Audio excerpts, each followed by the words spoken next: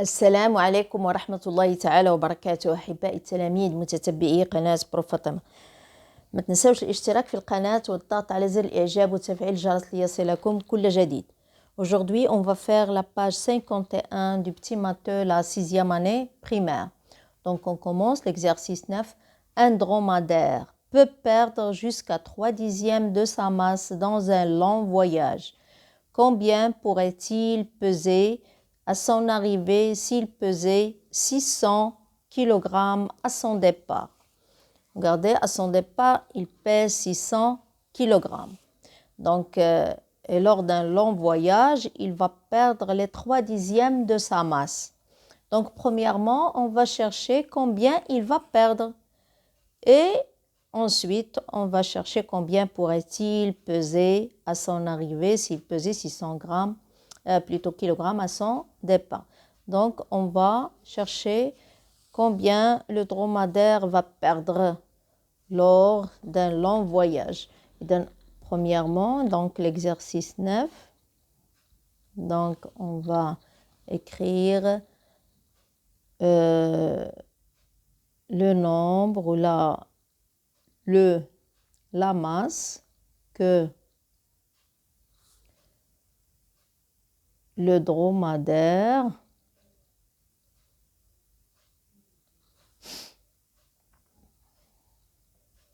va perdre dans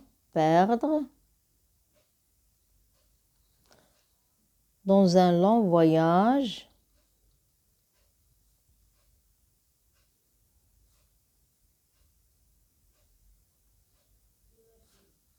et donc comment on va chercher cette masse? On va multiplier 600 par les 3/10. Donc on va mettre 600 fois 3/10 égale, on peut simplifier dès le début. Donc, quand vous voyez 600, je peux mettre c'est 60 fois 10 pour simplifier par 10, fois 3, divisé par 10. Donc, je simplifie par 10. Qu'est-ce qu'il me reste? 60 fois 3 égale 180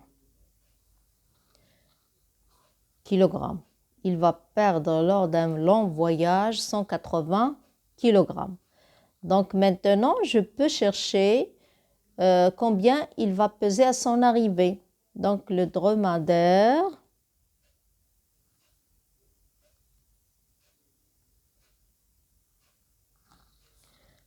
va peser à son arrivée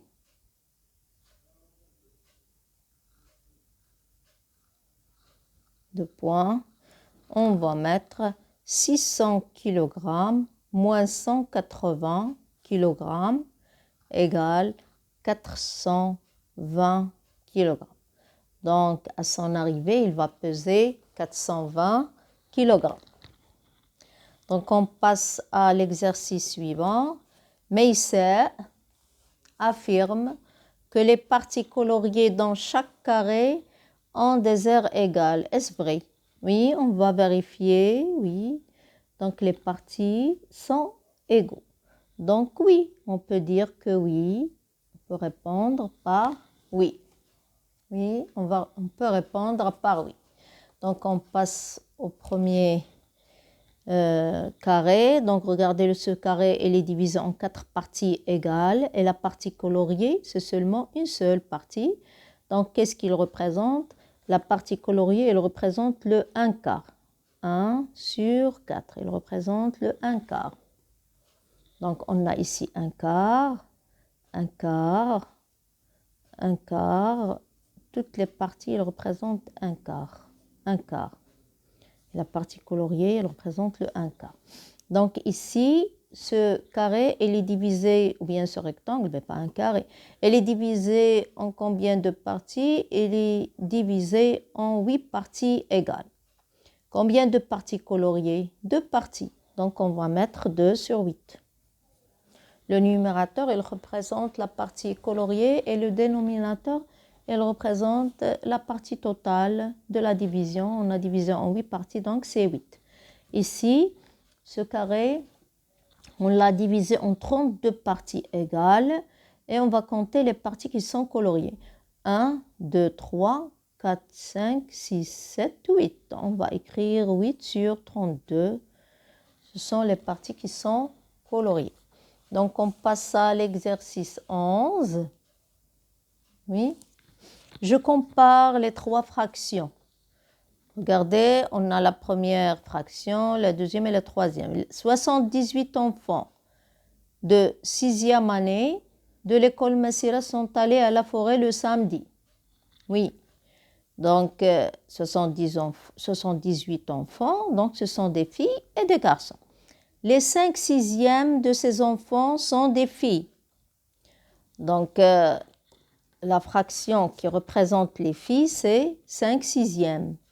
Donc, regardez ici, on a divisé ce rectangle en 6 parties égales. 1, 2, 3, 4, 5, 6. Donc, les 5/6 sont représentés par les filles. Les 5/6 sont représentés par les filles. 5/6, ils sont représentés par les filles. Et qu'est-ce qu'il reste? Il reste le 1/6. Le 1/6, on va voir combien de garçons qui sont arrivés à la forêt le samedi. Donc, 5/6, oui. On a 6 unités égale 78. 1, 2, 3, 4, 5, 6. Et une unité, combien? On va chercher combien une unité?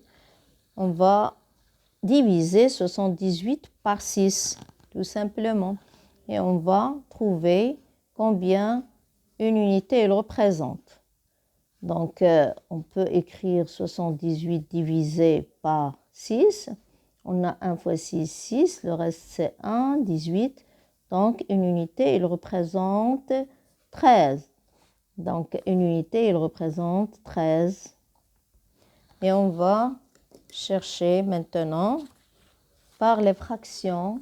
Donc, l'exercice 10, ou là plutôt 11, c'est l'exercice 11, mais pas 10. Donc, l'exercice 11, on va chercher la fraction qui représente, ou plutôt, on va chercher le nombre de filles qui sont allées à la forêt. On va chercher le nombre de filles. Le nombre de filles et de points. On va mettre 78 fois le 5/6 égale 65. Donc, 78 fois le 5/6 égale 65 filles. Ensuite, on va chercher le nombre de garçons. On sait maintenant que la fraction qui représente les garçons, c'est les 1/6. Donc, on va chercher le nombre de garçons, 78 fois le 1/6 égale, donc c'est 78 fois 1 divisé par 6 égale 13. Donc, le nombre de garçons est 13. 13 garçons. Donc, on vérifie. Si on fait la somme, on va trouver 78. Donc, 65 filles plus 13 garçons égale 78 dans l'ensemble. Donc, on passe à l'exercice suivant. Exercice 12. Mehdi possède 81 dirhams. Il a dépensé 2/9 de son argent pour acheter des stylos et 4/9 pour acheter des cahiers.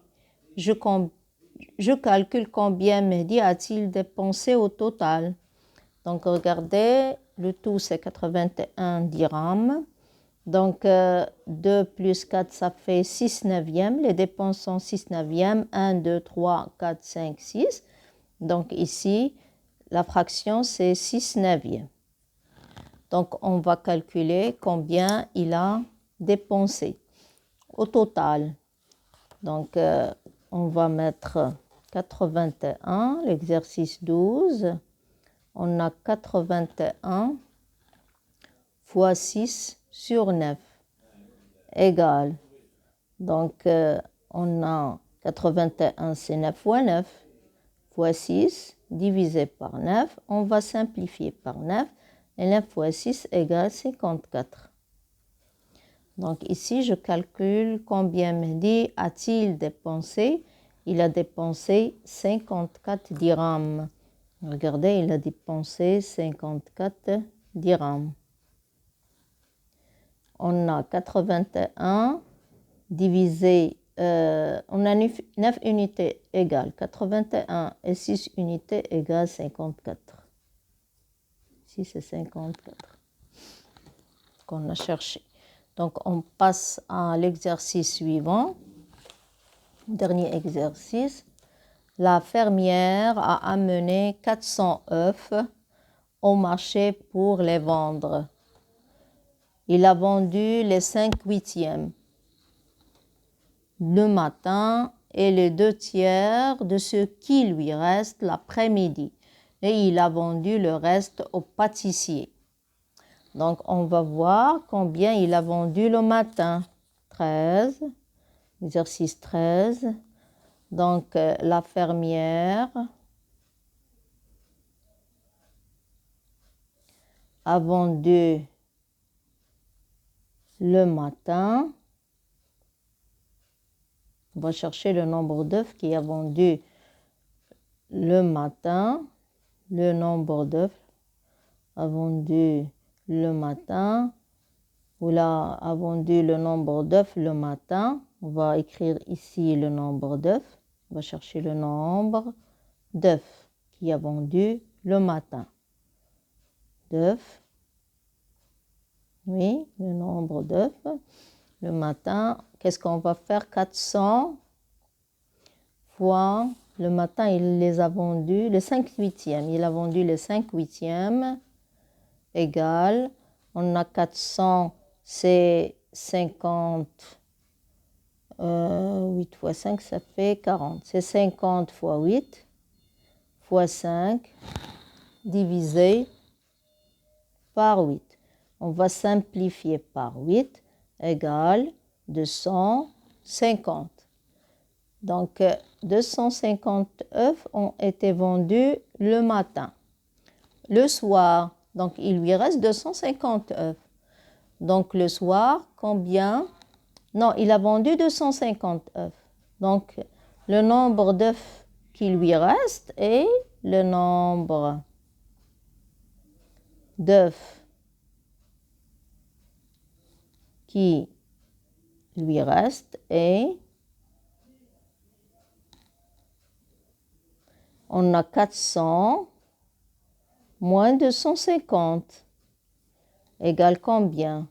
Égale 150 œufs. Donc, il lui reste 150 œufs. Le soir, il va vendre les 2/3 de ce qui lui reste. Il lui reste 150, il va vendre les 2/3.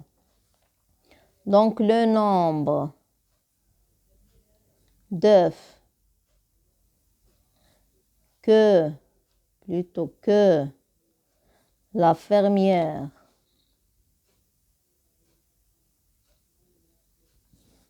a vendu l'après-midi et donc on va se fixer sur 150, il lui reste 150, 150 fois les 2/3. Donc 150 c'est 50 fois 3 fois 2 divisé par 3. On va simplifier par 3. Il lui reste 100. Donc, combien il a vendu l'après-midi? Il a vendu 100 œufs. Donc, combien il lui reste? Donc, regardez la question. Je calcule le nombre d'œufs que la fermière a vendu au pâtissier. Maintenant, on va faire le nombre d'œufs que la fermière a vendu, le nombre d'œufs que la fermière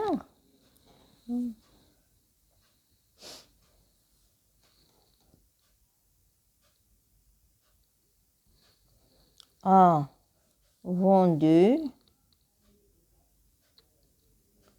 au pâtissier et donc on a ici c'est 100, donc on a 100 œufs, le soir Canada 100 œufs, il a vendu 100, donc 150 moins 100 égale 50 œufs. Il a vendu au pâtissier 50 œufs. Oui, donc on va revenir au livre et on va écrire. Donc il a 400. Qu'est-ce qui lui reste? On a 400 moins 250. Il lui reste 150 œufs. Donc combien il a vendu? Il a vendu 250. Maintenant, il a pendant le matin et le soir, il a vendu 250. Donc maintenant, les 150 qui sont restés, donc il a vendu 100 œufs le soir et il a vendu au pâtissier 50. C'est œufs.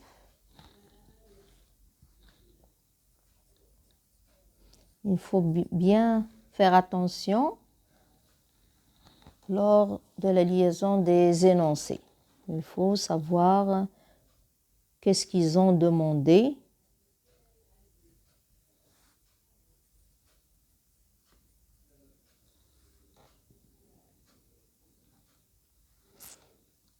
Oui, 150.